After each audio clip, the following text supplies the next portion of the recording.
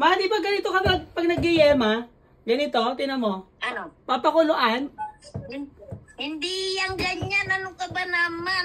Asa ka ba nakakita ng paggawa na yema, pinakuluan ng tubig? Ganyan ginagawa mo. Ininalata ang ano. Ganyan ginagawa mo dati. Ilagay mo yung... Pinapalapot mo dati. Yan, diba?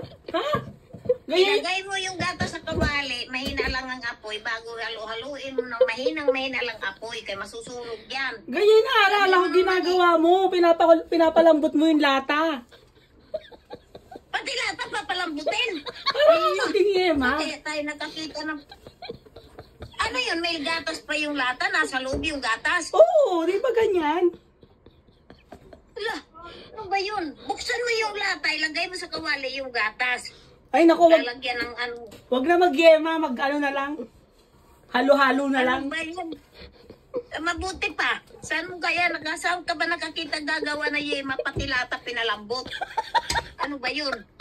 Hindi nagkatinik-tinik yung kakain yan. Nabilao ka pa, pati lata, lumambot na.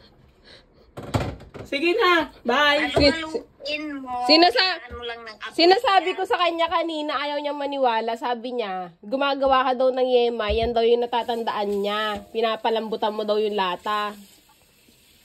Hindi, buksan yung gatas, ilagay sa kawali, tapos ano mo lang, mahina lang apoy. Ano yun? Pati lata, lalambot ba yan? Oo, kasi Patay nga, sasabog. magiging creamy yun eh. Sus, Maria, si patawarin naman. Magiging creamy. Ito, kaya creamy. Sige na.